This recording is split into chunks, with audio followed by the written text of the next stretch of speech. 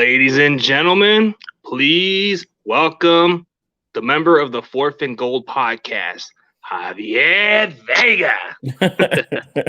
What's going on, buddy? How you doing? Doing good, brother. Thanks for having me.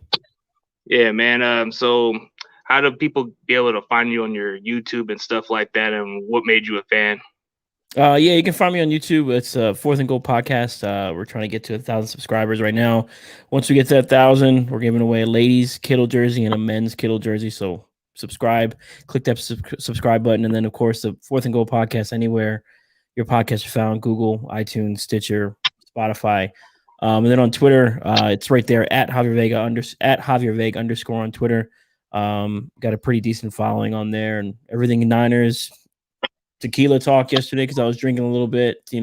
Whatever you want, I can give you a little bit of everything. So, that's cool, man. You do some tequila drinks too? I was drinking a little bit yesterday. Yesterday was Father's Day. I got 2 boys, so I went out and had a few. And then I was watching people next to me. They were just like shooting tequila. I can't shoot tequila. It's not for me.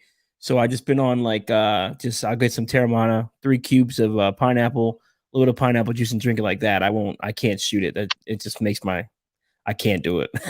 It burns. Oh yeah. Yeah. You have to be like a buddy of mine said. You have to be a sociopath to shoot that shit. I can't do it. So yeah. So what made you more of a Niner fan growing up, man? Who was that one player that just stood out to you that say, "Hey, this is the team I'm going to go for"? Ricky Waters. Ricky Waters. Yeah, I grew up east. I grew up outside of Philadelphia. I got cousins that are older than me. Both of them are like 45. 48. So, they grew up watching the Niners. They used to have the hot box back in the day. I don't know if anyone remembers those hot boxes. You get all the cable channels, and that's how we'd watch Niner games. And growing up in Pennsylvania, you have a lot of Philadelphia Eagles fans, Pittsburgh fans, and I just didn't associate myself with that. So I just stuck with the Niners because my cousins. Ricky Waters, he was just so smooth. I loved everything about him. Loved the number 32. It just stuck. And then of course Jerry and Steve. I didn't get to watch much of Joe. I'm only 35, so I caught like the back end of Joe. But it really wasn't enough for me to be like, oh, Joe Montana. Most of my conscious football consumption was the Steve Young era, the Jeff Garcia era, and then we all know about the dark ages before we got Alex Smith and Colin Kaepernick and things like that. So but yeah, that was really it. Ricky Waters really did it for me. And then he went to Philadelphia, or was he with Philly before he went to the Niners? I forget which way it went for his career, but I think he went to Seattle after that, and then he went to the Eagles. Yeah, so I got to watch him a whole bunch in Philly. I just stuck with Ricky Waters. Ricky Waters was a guy I really, really enjoyed watching. The Super Bowl that he had was insane. I just stuck with him. So yeah, he was with the Niners 92, 93, 94, and then he went to Philly in 95. He was there for a while, then he went to Seattle. So yeah, we had him kind of backwards. Yeah, like he was like the type of running back who was supposed to fill that role like Roger Craig was. Like he was an all-purpose back too. So that's pretty intriguing, man. Nobody talks much about Ricky Waters as a Niner as much. Like he's been mostly going from the Eagles and the Seahawks, so it's like, yeah, he doesn't get like I can see why he doesn't get the love. Yeah, like a player that comes to mind growing up, even though I got to see the last event of his career was Steve Young, man. Just the time I seen him play, the time I saw him play as a kid, my brothers were the influence, little here and there. I grew up around Cowboy fans. My family was nothing but Dallas fans, so I was just unfortunate just to be around the Bay Area and just watch Steve Young as a kid, and then I got to see. I actually met Jeff Garcia like a while back, man. He ain't that big. I'm bigger than him, actually. He was scared of me, but he shook my hand. He shook my hand and just walked out. Yes, I was real quick before Ricky Waters in 94, he had 877 rushing yards, 6 touchdowns, 719 receiving yards, 5 touchdowns. He was just all purpose that year. But yeah, to your point, some of these guys aren't that big. Like I ran into Dante Whitner before the Falcons game in 2019. Me and him are like the same height. We're both 5'10". He's obviously a lot, more, built up and stuff. And I was like, wait a second, on TV, you look like you're 6'2". You're rocking these big ass tight ends and stuff. I'm like, what? And then, crazy story, I was flying out of SFO, or I'm sorry, San Jose to get back to Texas. And he comes up to me in the Chick-fil-A line. He asked me to buy him his Chick-fil-A, and we just quick cash app before he had to rush to get to his plane. And that day he told me, he was like, the Niners are going to the Super Bowl. I was like, you sure? He's like, yeah, I'll see you in Miami. I was like, all right. And I got hype after that, believed him after that. Even though we had lost to the Falcons, Dante was very confident the Niners were going to the Super Bowl. I think he was confident that whole year, actually. So, well, he's been on our analyst, so he's been he's been more supportive. Like, I mean, we have like some guys in the past who've done something different, but here's one of your followers right here. Yeah, it's crazy, man. I don't. Every time I see it, it's nuts. People recognize me, so it's cool. Shout out to everybody who supports. Yeah, man. I mean, I've seen your channel come around. Like, I've seen your name pop up, but I just usually just do my research on everybody else. But I've seen your streams. It's really good. Thanks. Yeah, dude. I like your streams. Mostly I was on Aponte checking out his Grant Cohen. I'm mostly following Grant Cohen all the time. So he's always like, sometimes he'll even inbox me, and he's kind of a generous dude. But I checked out yours mostly, and then there's a lot of them. Like Bay Area Baller 18, he's got some good content. Like, I might just have him like party in a couple weeks, maybe down the road. I'm definitely gonna collaborate. Yeah, he's a cool dude. Beast Rider, he's already like inboxing me and telling me that he could be available some other time, but I'll probably have to just give it a few weeks because I need to like replenish myself. Yeah, the content creation takes a lot out of you. I got 2 kids, I got regular job. We were texting. I was running behind because I had started my new job with orientation. I got stuck in traffic. I live in Austin, so I-35 is, now that COVID is kind of almost over, traffic is crazy, getting back and forth to the house. So it's just like, damn it. I knew I had to be here for you about an hour ago, and I was like, crap, I'm running late. I hate being late for people's stuff. So, but I'm glad we got it going though. Yeah, I was understandable. I was like saying, if you want an hour extra, we could do it that way. So it could. Yeah, I mean, the traffic's in that city, man. Austin, Texas must be pretty traffic because it's got like almost 1 million people down there. Yeah, I live outside of Austin. I live about 20 minutes east, in Manor, and it's getting crowded out here too. But property value is going up, so that's a good thing. I made my money back on my house, so that's good. But yeah, it is. It's what you do. You get adulting. Get your mortgage, get your equity, set your kids up for their futures. Is kind of what I'm trying to do. So. And maybe this podcast stuff takes off to where you see me on ESPN or something. You know what I mean? Yeah, that's what we all wish to do, is go on ESPN. Maybe down the road if we get recognition. But like, yeah, man, like where I live at, it could be a little traffic sometimes, but not all the time. Like it's like Central Valley, like Fresno, could be a little traffic depending on the time and schedule. Yeah, I've only been to San Jose, San Diego because of the military. San Francisco, obviously. Santa Clara, of course, Sacramento once, but I've never been down to Fresno. Yeah, Fresno's pretty hot, humidity hot. It's like hell, bro. Like really hot. Like you're gonna sweat like a pig. It's 105 today, so we're good here. Yeah. Well, okay, so let's get on to the intriguing topic like you were gonna discuss, cornerback. Why you feel this is the most interesting position for the Niners this offseason?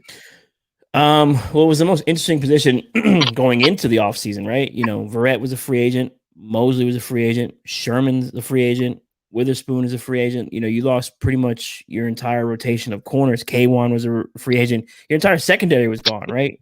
Tart as well. They bring Emmanuel Mosley back on that, very team-friendly contract. K1 Williams, from what I had heard and had heard from other folks who are more in the know than I am, K1 wasn't passing physicals anywhere else. That's part of why he wasn't getting contract offers anywhere else. So that was a big deal. So he comes back to the Niners. You got Jason Verrett, who took less to come back to San Francisco. And then my thing is, what happens if, God forbid, one of these guys goes down? From what I understand, K1 Williams' knee is basically bone on bone, right? So that's going to cause him an issue. And we all see how he plays, a very physical, very, very physical corner. Or in slot corner, excuse me, and he gets banged up quite a bit. What do they do if he goes down? Are we going to go with Diamador Lenore out of Oregon, the rookie? We're going to put him out there, right? What about cornerback 2? Do we really trust Emmanuel Mosley to play all 17 games? as a legitimate cornerback too. When you have Ambry Thomas out of Michigan, who might be, on his heels for that position. I just think that's just the biggest concern. That's one of the bigger concerns for me going into this season. I like this team. I think this team has a very good chance to being successful, but that secondary scares the living hell out of me. Jason Verrett has played one full season with injury free, and that was last year. Before that, he's missed 3 of 5 seasons because of Achilles and ACL. Is he over the hump on the injuries, right? Has he cleared that, whatever that mental hurdle and obviously the physical hurdles for his career? What do the Niners do if one of these guys goes down? What if they do if 2 of these guys goes down? Right? That can be something that could derail this season. Do we want to bring Richard Sherman back? I don't know. Probably not, because I think the Niners preferred, as much as they love Richard Sherman, as much as I like Richard Sherman, I like Richard in Seattle. I liked him as a Niner. It just is what it is, that you respect great talent. I think the Niners are happy that he's not here, because they went more man coverage towards the back end of the last season, right? You couldn't play man with Sherman out there. Sherman can't play man anymore. He's just not that type of corner. His Achilles giving out on him. He had the calf issues. Could they go trade for Stephon Gilmore? Probably not. You just gave up all the assets to go get Trey Lance. So this is a position of concern for me. I really like this Ambry Thomas kid. There'll be you mentioned his name, Jason Aponte. He's writing an article for the website, and that'll be out tomorrow on Ambry Thomas and his abilities to come in and play a CB2 for the 49ers. So that's coming out tomorrow. But the cornerback room, I think that's just the biggest question. I think it's one of the bigger question marks. I think it's more important than wide receiver 3 at this point, right? When it comes to wide receiver 3, I'm just looking at Kyle Shanahan. You can get these guys open. It doesn't matter. Just put somebody out there that's functional and you'll be fine. But cornerback 2, CB1, if Verrett is healthy, we're fine. CB2 is where it gets a little shaky.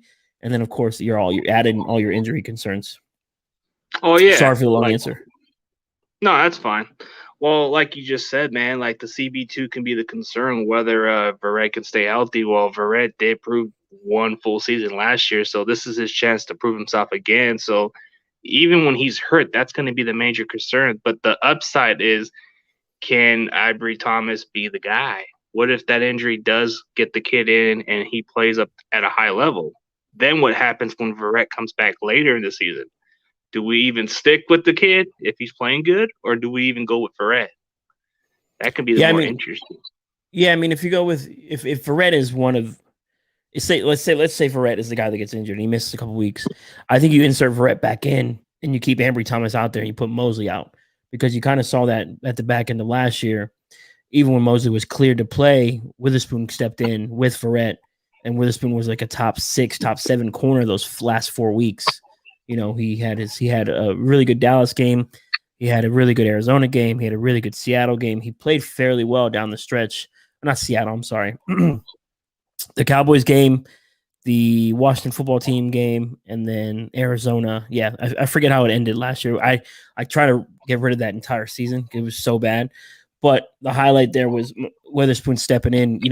Mosley was cleared, and the Niners kind of let him just play special teams while Witherspoon, was out there at CB2 when Verrett was CB1. So if Verrett were to get hurt and Ambry Thomas were to come in and take up those snaps, then I think once Verrett comes back, you're looking at Ambry Thomas and Jason Verrett together, and Mosley kind of being your rotational third guy at the cornerback spot. I like Emmanuel Mosley. I think he's tough. I think he's smart. I just think he has his limitations. There's a reason guys go undrafted, right? There's a reason these guys go undrafted, and there were some concerns with just some things with Emmanuel Mosley. Maybe the Niners found a gem, cool, but also part of why the Niners had so much success in 2019 was that pass rush, right?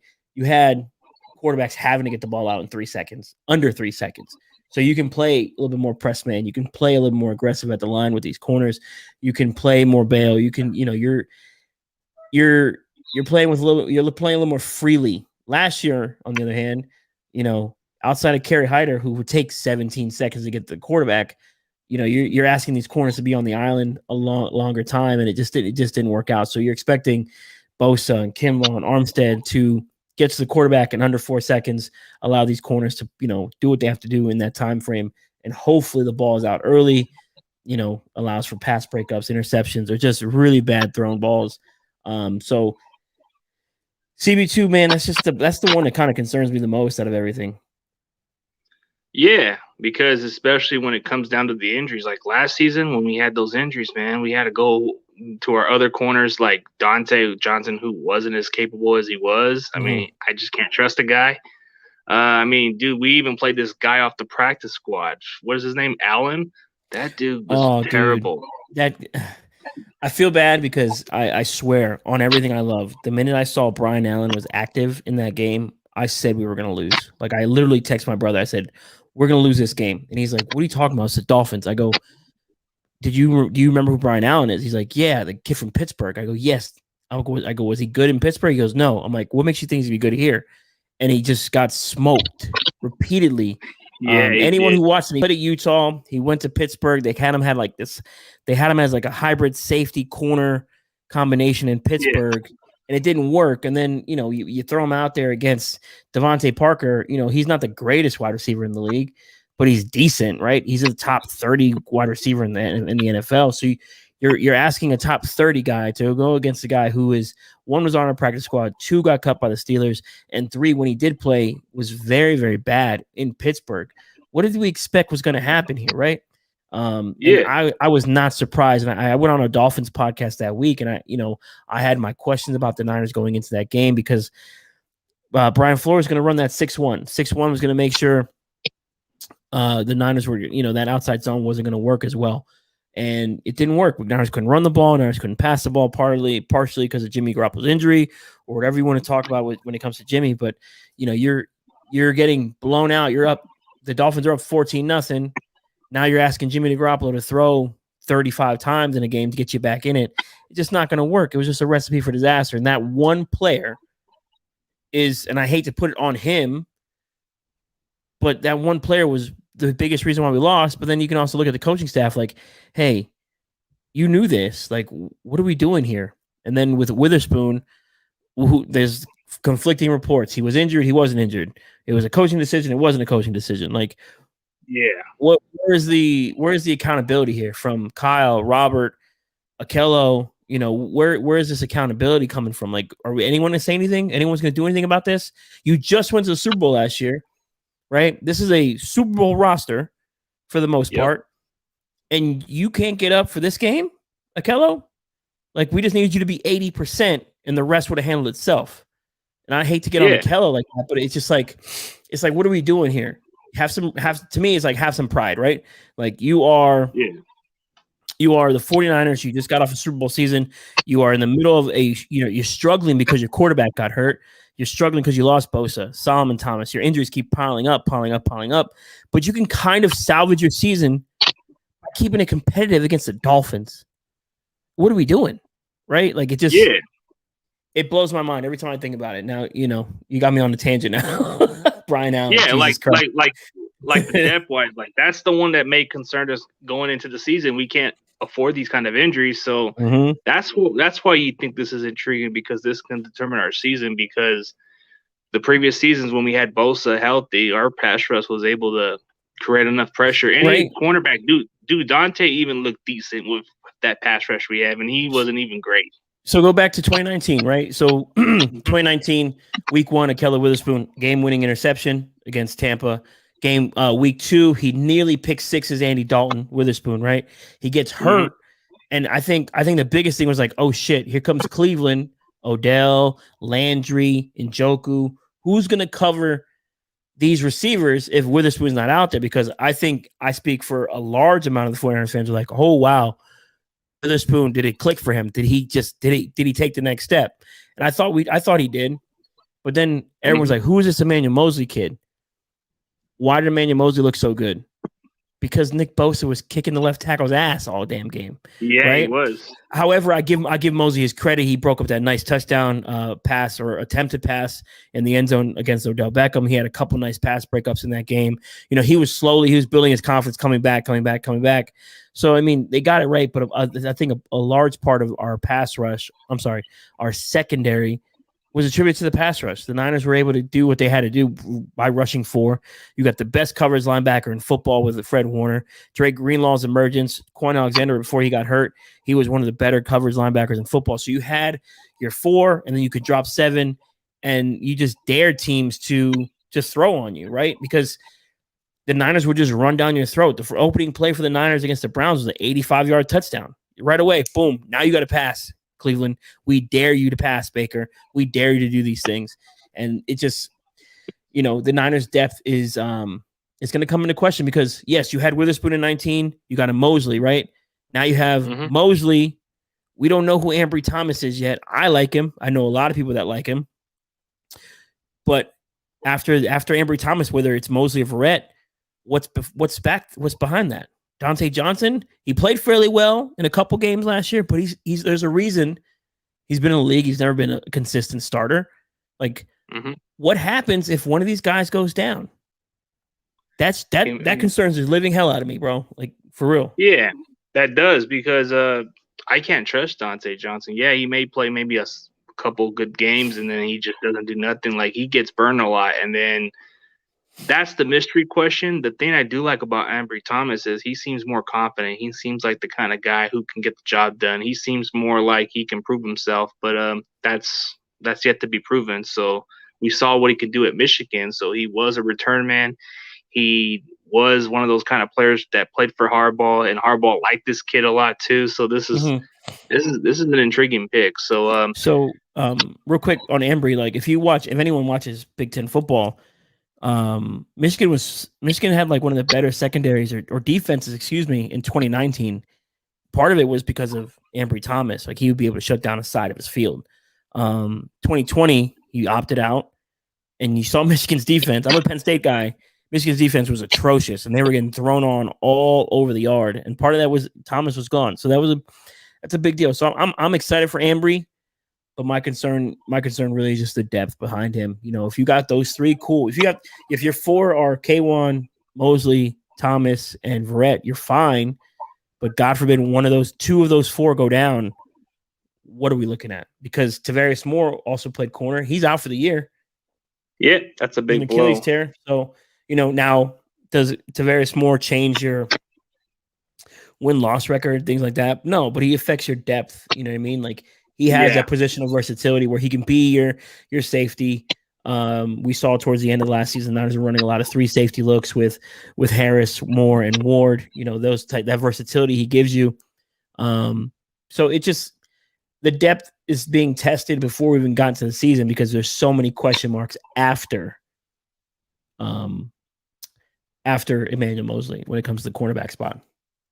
Yeah, like, that's the only thing with Tavarius Moore was his versatility. Like, of course, I think it changes the depth chart wise. I mean, do we even consider like moving Tavon Wilson to even play a little bit of nickel too? Because he did have versatility with the Patriots and if I'm mistaken, even with the Lions. But I think he was mostly a safety, but he did have versatility.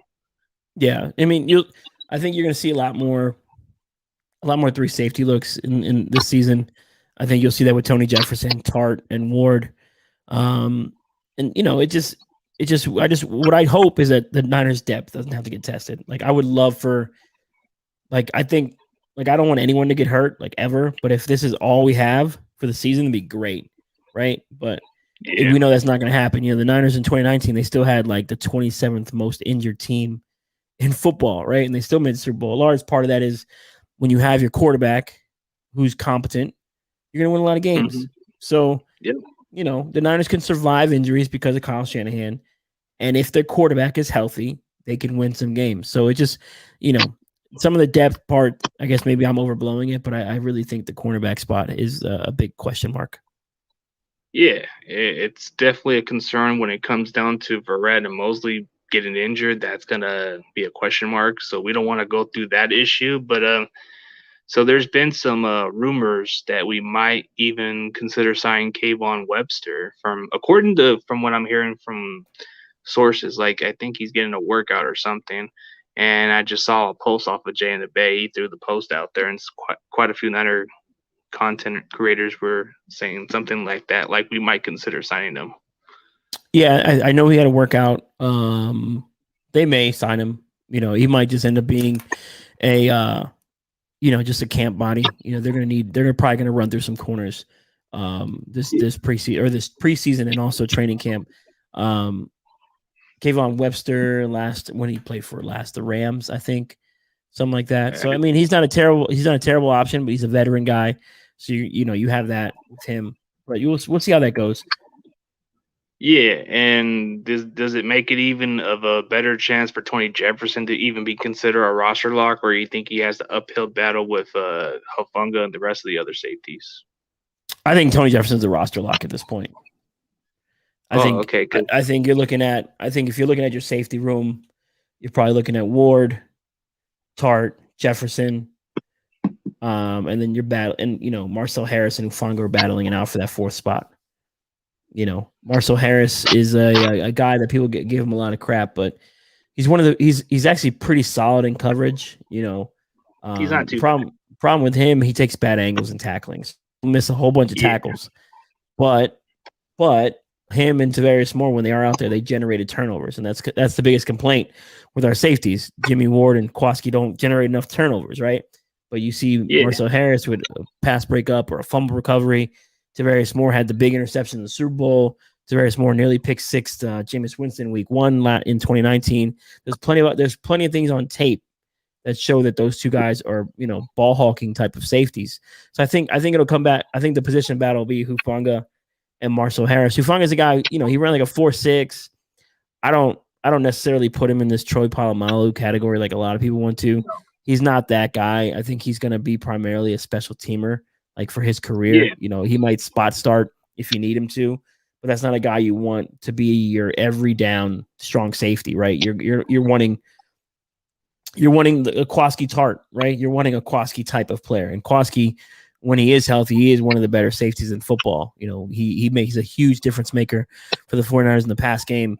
There was a crazy number. I forget what it was, but I think the yardage was insane. It was an insane difference between when Tart is there and when he's not there. So those guys like Tart and Ward don't get enough respect, and I'm guilty of that myself early on in their careers, obviously, because Tart has been injured a lot and Ward was injured a lot. But without those two, the Niners probably don't make the Super Bowl in 2019 either, right?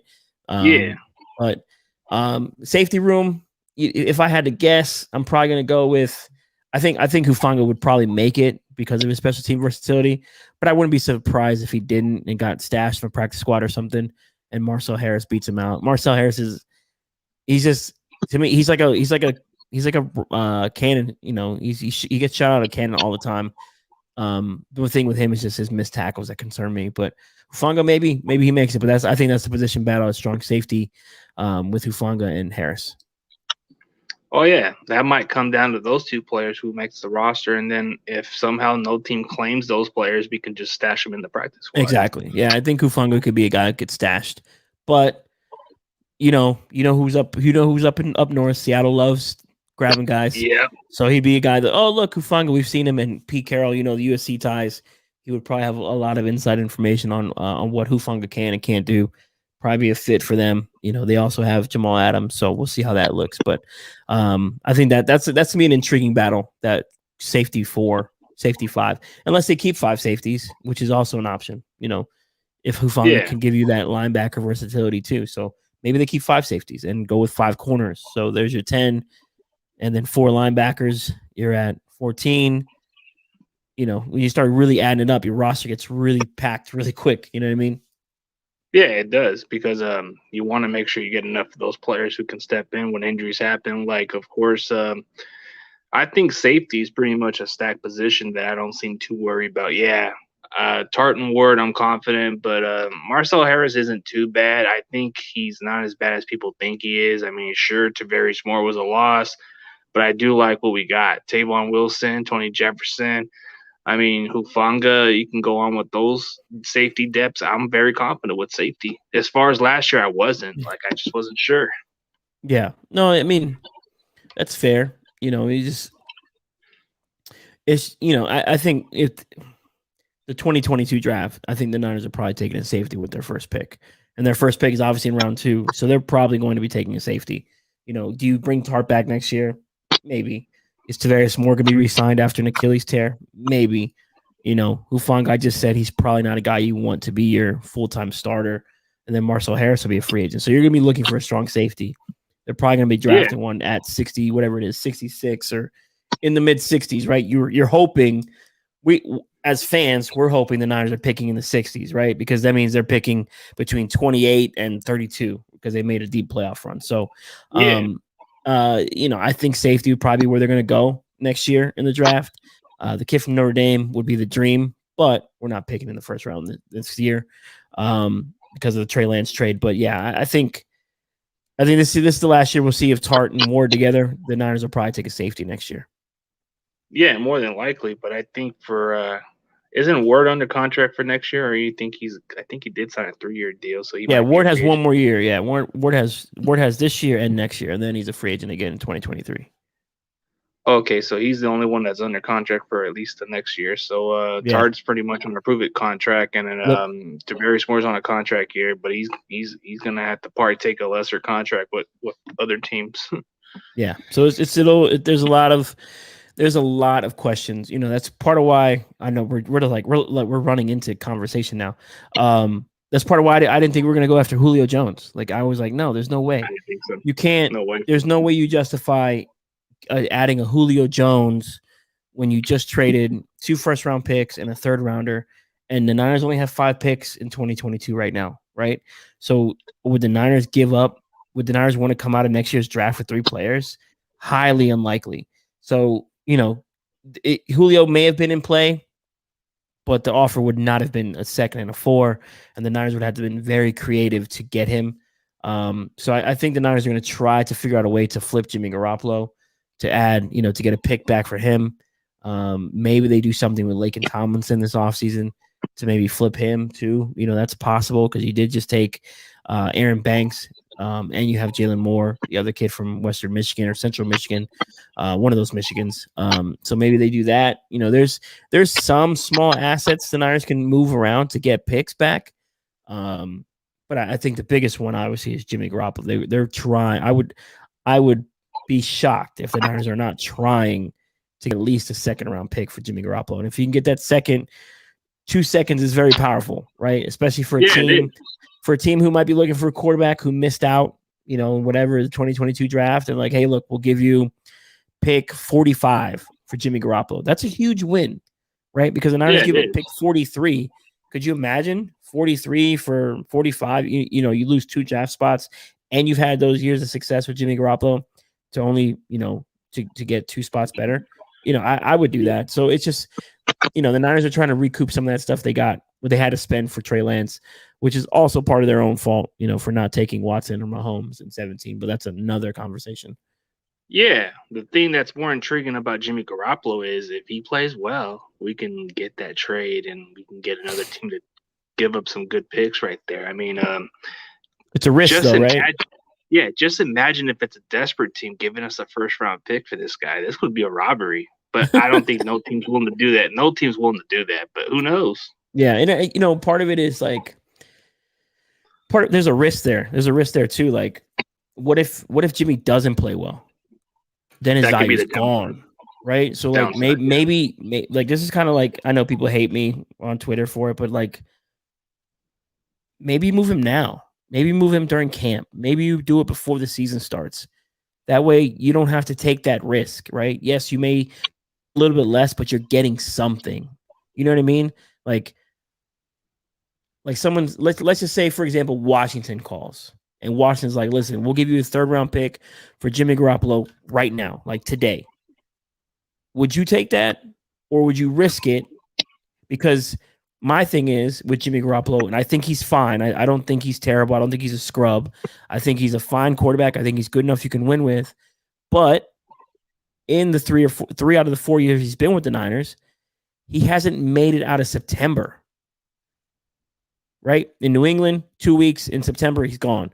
San Francisco in 2018, week 3 in Kansas City, I was there. ACL, he's gone. This past year, 2020, ankle, week 2, he's gone. He didn't even make it out of September, And exactly like 49ers Minded here said, if another team's QB gets hurt early, Jimmy's value goes up. Absolutely. There's a desperate team out there like, okay, you get the Sam Bradford situation, right? The Eagles send Sam Bradford to Minnesota for a 1st-round pick. We all know Sam Bradford wasn't worth that, but they were desperate because Teddy Bridgewater's leg fell off. Remember that? that's just kind of where they're at. And it's a risk. It's a very big risk the Niners have on their hands. Like either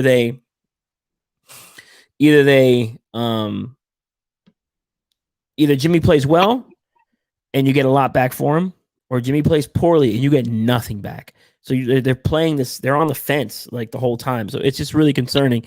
So it's it's a wild situation. I would hate to be John Lynch and Kyle Shanahan right now. Well, the trade value, man, it's troll. Nick Mullins. Yeah, pretty much. Man, so here's that's the most intriguing part about it is the value, man. But I don't think it's even necessary to even do it like that. I mean, I know that having Jimmy Garoppolo right now is the perfect time because if he does somehow gets hurt, that does hurt the value for next year's draft if he doesn't pan out. So, like, I like your idea. I like your vision a little bit. Like, let's say if a team is willing to give us a 3rd round pick, and what if he doesn't pan out that with that team? Does that make us look bad? No. Maybe we get this. Maybe this kid's exactly ahead of the playbook. Maybe Trey Lance is exactly pro ready, and people are just rating him as a project. I mean, the jury's still on that. Maybe this might be the plan. If Trey Lance has a great offseason and a great meeting camp, training camp, or preseason, and he pans out as good as he is, it wouldn't surprise me if somehow we do trade Jimmy Garoppolo and save a lot of cap space for that. Yeah, no, I'm absolutely with you. And I was on, this is not something against Jimmy Garoppolo, the player. I think, like I said, I think he's fine. I think you can win with him. My only question is how do you go on winning with him, right? Because we saw in 2020, Kyle had to tweak the offense. He turned Deebo Samuel into Percy Harvin, essentially. You have to do all these push passes. Everything's got to be under 7 yards for Jimmy Garoppolo to feel comfortable. So you have to, tweak the offense to fit Jimmy Garoppolo's strengths, which is fine. But when you need your quarterback to make a play, can he do that? And that's the biggest question mark, right? So now teams are like, okay, we know what's coming. We know how to defend it. And that's what happened in the Miami game. Miami's like, okay, we're going to run 6-1 defense on you. We dare you to run this outside zone. Okay, now you can't run it. Okay, Jimmy, now beat us with your arm. And he couldn't do it. Whether he was healthy or not, you're going to see teams doing that. If you go back and watch any of the tape for 2020, even late in 2019, defense were spot dropping that safety, right? They would bring the safety right in the middle of the field, taking away those slants, those easy first, second reads for Jimmy Garoppolo and making him throw it outside numbers. Yeah. Did he find success in 2019? Absolutely. In 2020, that success was not there. You go back to that week 1 against Arizona, and I'm not one of those people like, oh, well, he had Dante Pettis, Kendrick Bourne, and Trent Taylor out there. Guess what? They were all open. All of them. Yeah.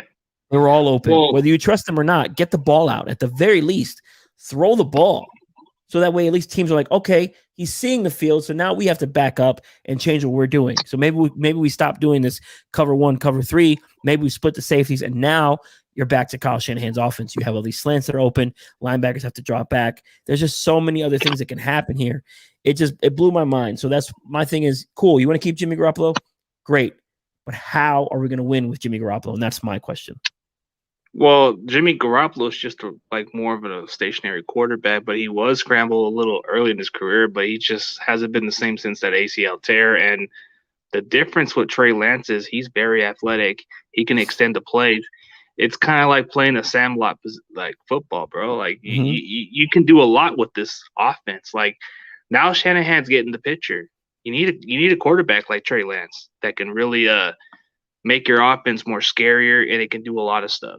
Like you can't even expect Jimmy G to throw deep balls, man. Like there's times he won't even throw a deep ball, but with Trey Lance, you can get a deep pass. So even in the 2019 season, it was on my pod. After the Seattle game, the Monday Night Football game that the Niners lost, he underthrows Deebo Samuel. And I was like, I brought it up and people got mad at me in my mentions about it. Like, oh, you stop hating. I'm like, I'm not hating. Like there's a difference between hating and actually realizing what you're watching. To me, there was an issue with Jimmy Garoppolo's deep ball, right? Cool. Everyone's like, well, he has the highest completion percentage. Okay. Why is that? Well, the reason why he had the highest completion percentage is because he has the guys he's throwing to the most separated people, most There was more yards of separation than any other quarterback in the league. So he's throwing a wide open target. So yes, his completion percentage is going to be high, right? His shuffle passes are going to increase his completion percentage. I can throw it from me to my front of my laptop, and somebody can catch it. Like that's not to be disrespectful, but that's going to alter your completion percentage, right? So if you're throwing to a wide open George Kittle against the Packers, yes, that counts as a deep ball completion. But where was the nearest defender? 10 yards away, right? 10 yards away. You look at a couple of the other deep shots. There's the guys are 3, 4, 5 yards away from the defender because part of the scheme got these guys wide open. But then when you ask him to throw into these tighter windows, i.e., overtime versus the Seahawks, Monday Night Football, Debo smokes Griffin. Anyone go back and watch that game in overtime. Debo beats Griffin off the line, smokes him, and Jimmy underthrows it. If Jimmy just puts it in front of him, it's a walk-off touchdown. Game is over, right? Oh, dude. Now that I think about it, you might need to show me more of that tape part. Maybe that's part of what you got a point. There was a short pass where he was getting pressure, and there was that missed throw right there. Like he underthrew it.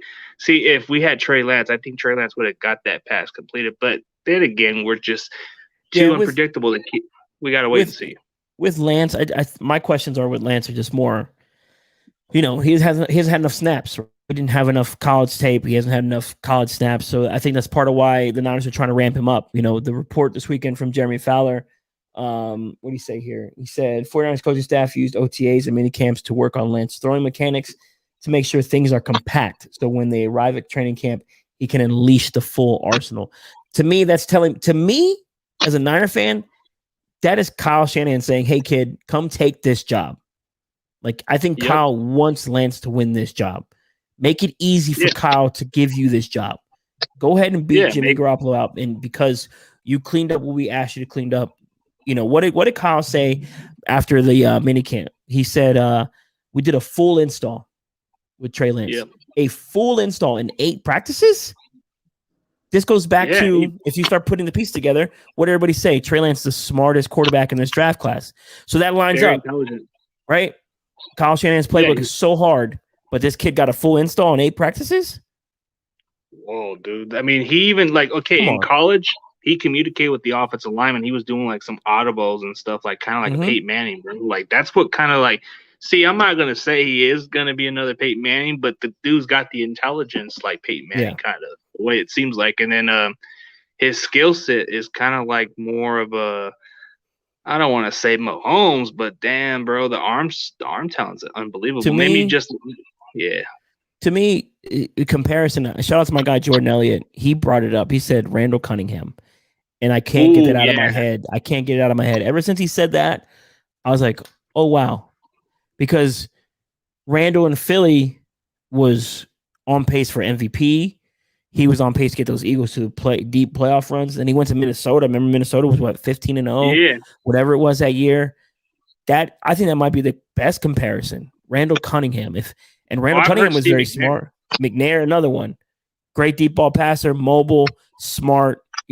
These things, they're there. I had a hard time making a comp for him, but I think the McNair, McNabbs, the Cunninghams of the world, if Kyle Shanahan gets a combination of that in Lance, that's a hit. That's a huge hit. It's a hit right there. Yeah, if the Niners if they get Cam Newton out of Trey Lance, early Cam Newton out of Lance, that's a huge hit. Ooh, that's a huge hit. But I think the way his upside is right now, they're looking at him as a Josh Allen, and which is not a bad comparison. I mean, this guy had some coaching. He played small competition.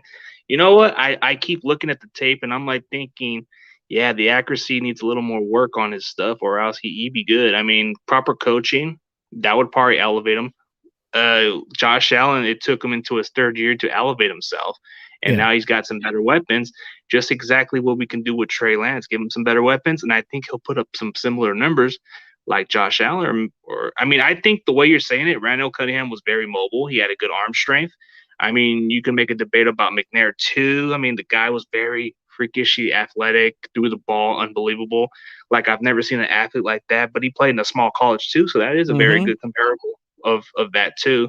Because I've seen it on the NFL draft where they put the comparison of McNair. Like, whoa, okay, we'll see. I mean, yeah, that's a win, right? If you end up with a Steve McNair, that's a win. You know. What was I gonna say?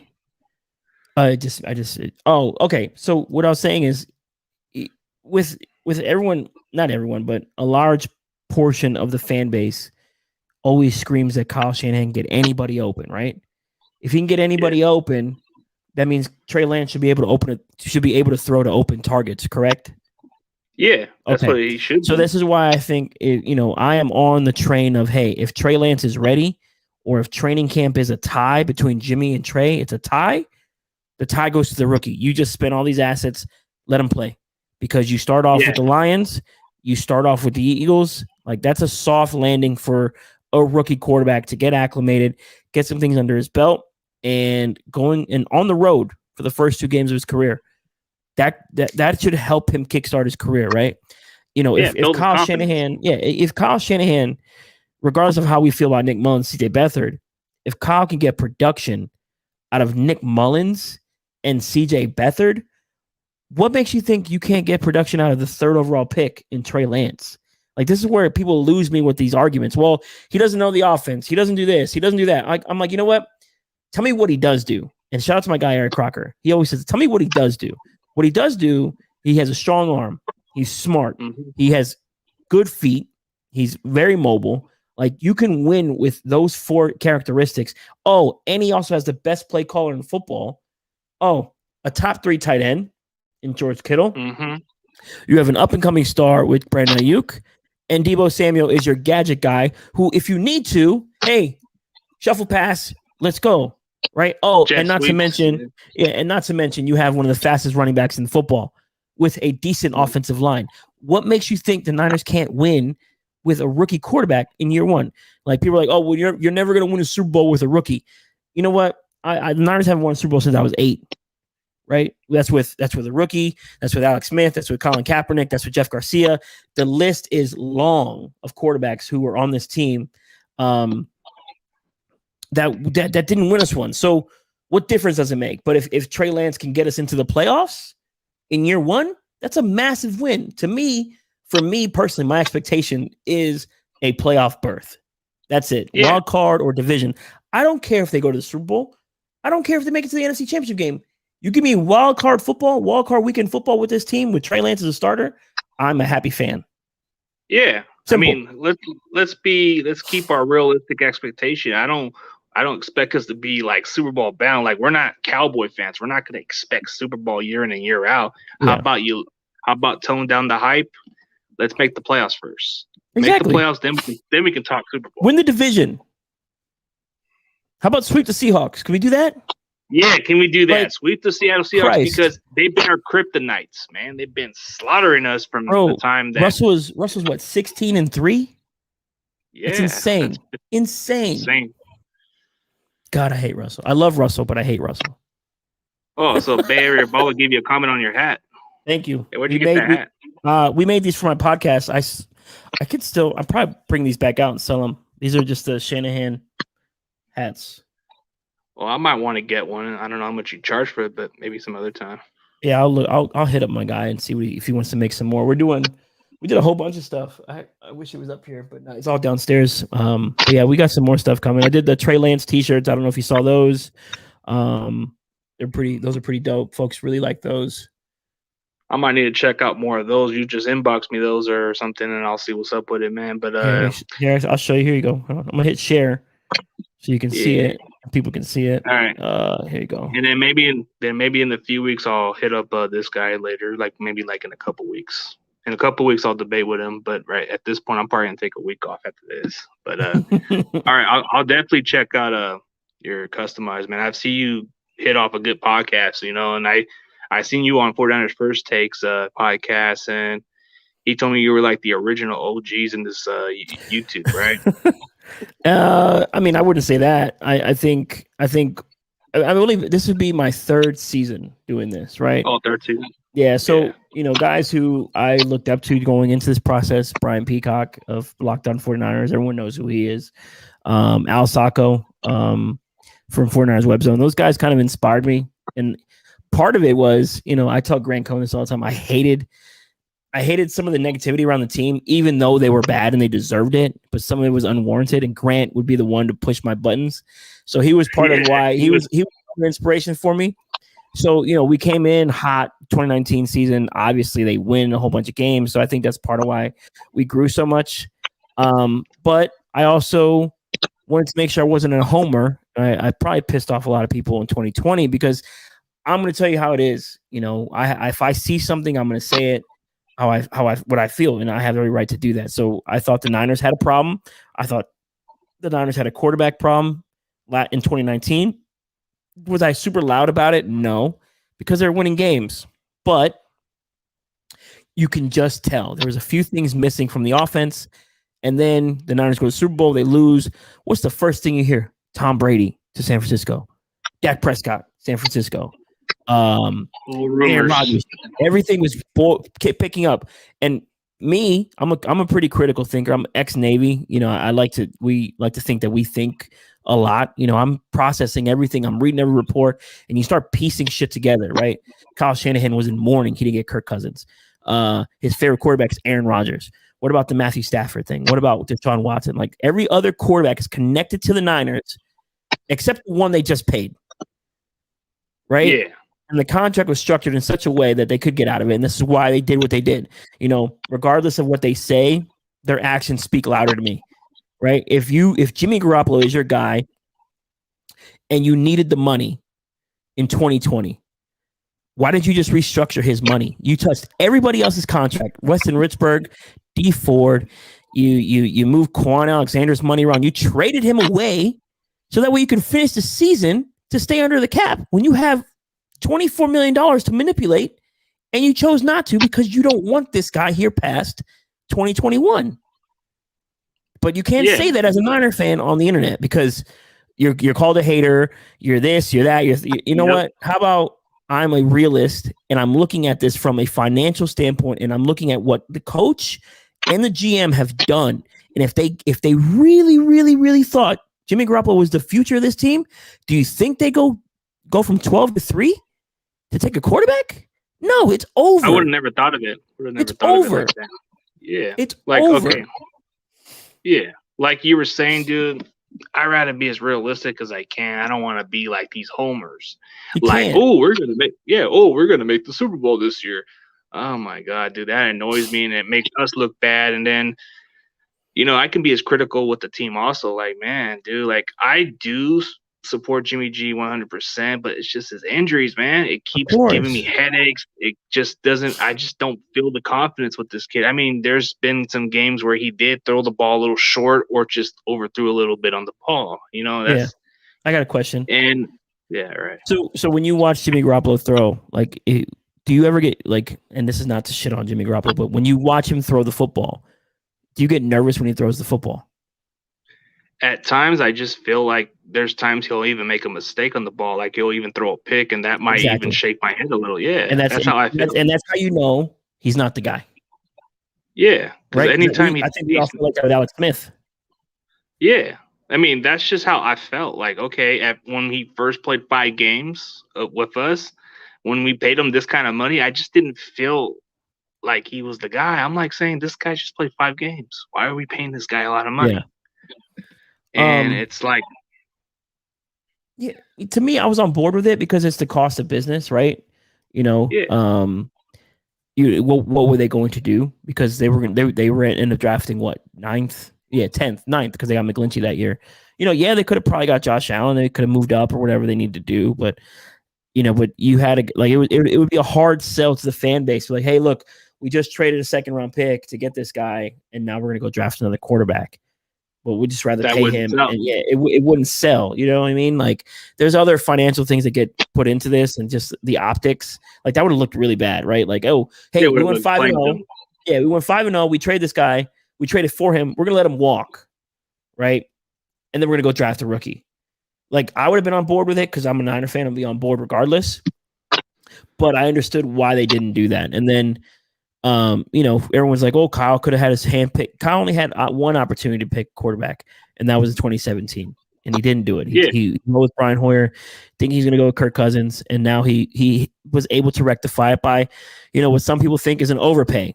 And it's an overpay that they admitted to overpaying. They're like, yeah, we knew we paid a premium. We did this early because we wanted to make sure we had the right guy. And I applaud them for, having the big boy nuts to go, like, you know what? Screw it. We're going to go from 12 to 3, and we're going to get our guy, the guy we want. We're going to control who is there at 3 for us. We knew Lawrence was going 1, and I think 90% of the world knew Zach Wilson going 2. Yeah, and it was Fields and Lance the entire time.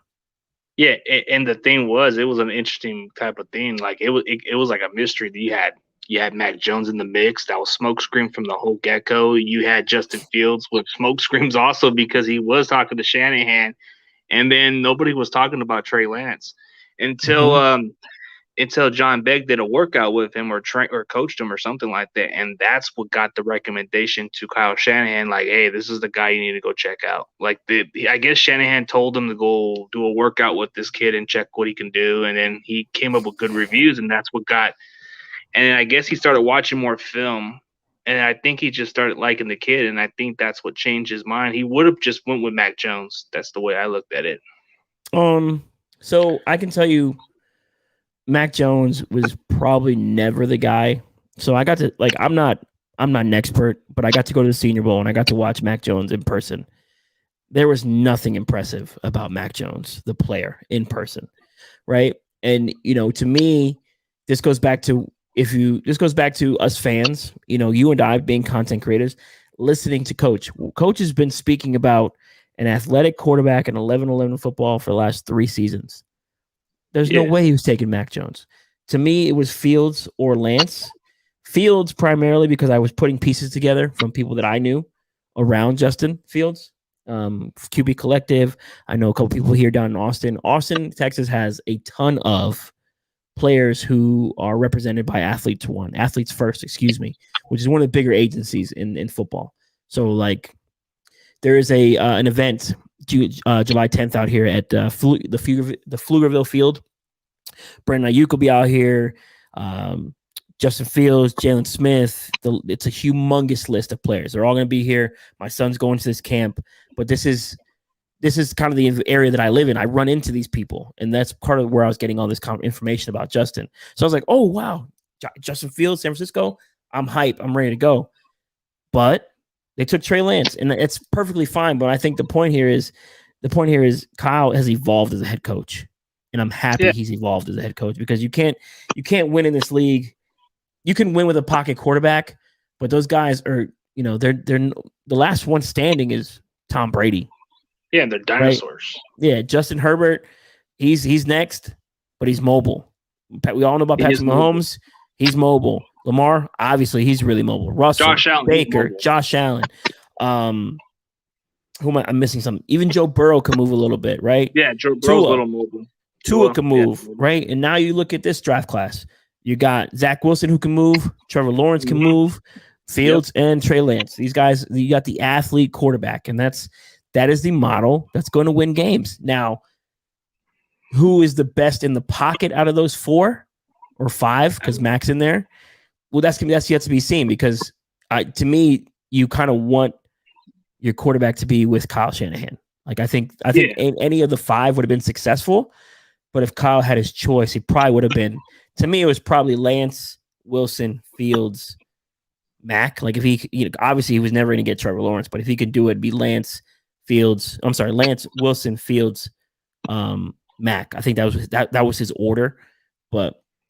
It was intriguing to me to watch all these media pundits go crazy about Mac Jones and try to, not scare the fan base, but kind of talk down to the fan base. I don't know if you're on Twitter enough because a lot of Bay Area guys are just kind of like, oh, well, this is Mac. I know who I'm speaking to, blah, blah, blah, blah, blah. Yet some of them are in my DMs asking me questions. Like, come on. Like, stop. Oh, dude, like I'm barely getting into the Twitter. I'm starting to do it. Like Twitter's a cesspool, bro. Yeah, that's where I got Grant Cohen to go on my stream. That's where I got like Beast Rider to inbox me. So he's gonna come into my stream in the near future. Dude, I had Crocker on my stream also. Like he was there. Man. Like, yeah, he was there too. John Chapman was there. Dude, I had a lot of 49ers first takes on the stream also, and then quite a few others like Brian Chung. Brian Chung, he used to be under Extended Brian. Like he was another guy that I was influenced also. Like I mean, nobody talks about this guy. He's got energy. He's got entertainment. Like this guy would give you some reasons why the Niners would win or who would win and why. And he was a Niner. He's a Niner content creator. But the one guy who stood out to me that kind of influenced me to do something like that, I mean, some people may look at me and say this is an unpopular choice, but Grant Cohen, I don't know. It's just I watched a lot of his videos and I just started thinking, man, this guy can just create a lot of views just off of his entertainment. And he tells me you have to switch it up. You have to not bore the people. Yeah, you can't bore people. And then John Chapman was another guy. John Chapman, that's the thing that stood out with me was I like John Chapman also. He was another guy who popped up to my head. Mm-hmm. I would always watch his Gold Rush podcast. Watch everything he had to say. Watch the film. Watch what he had to say inside play-by-play. Now that I'm starting to look at more Niner YouTubers, they're all coming around. You come to mind. I'm starting to check you out. And Beast Rider's a good one also, but he's doing a little bit of everything with other teams. And then you got Eric Crocker, I really like. He's a good one. I like him. He's the man. I've actually interacted with him on Facebook, and he was cool enough to just collaborate. So he was a good dude. So starting to get everybody into the community, so it's a nice feeling. But absolutely, it's a good community, and for all the negative that's on Twitter, there's a lot of good. Obviously, you and I connected. You've talked about all the guys you connected with. There's a lot of good people out there, and I think 49ers fans, those who aren't doing what we do, I think they're for the most part they're happy that we do this because you can only get so much of the beat writers giving you articles and a couple podcasts. Maybe they want to hear a fan perspective and just something from more just like a normal guy 9 to 5 type of guy. You know what I mean? So. That's kind of what we're trying to give to people. Yeah, just like the way he expresses it or how she or he feels, Yeah. I mean, there's just a lot of great Niner YouTubers that come to mind, like JD Hawk Hater. He's got the good reactions when it comes to the draft. Last Second Sports Jesse, I think he's one of the up and coming guys. I've been more impressed. I've been a huge fan of his now, and he was on my stream also with Jack Hammer. So it's like I start to get to know everybody else. Yeah. Jason Aponte, he just has knowledge. Guy. That's another guy I do. And then Tap In, I'm supposed to get him in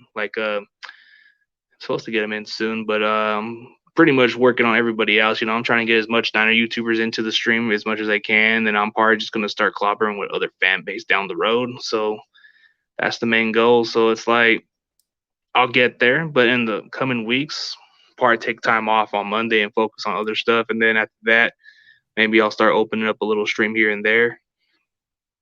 That's the way to do it. But that's the way to do it, buddy.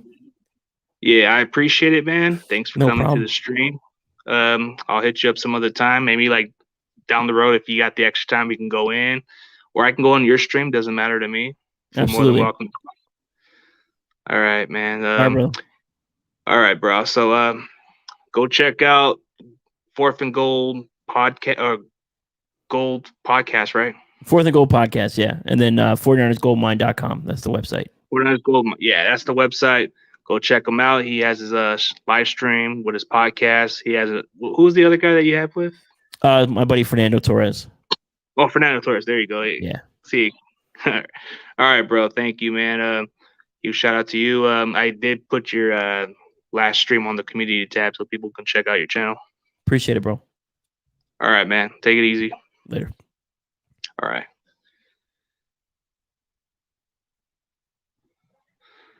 All right, let's end the stream. All right, guys. CG Ruthless Sports is out, and go Niners.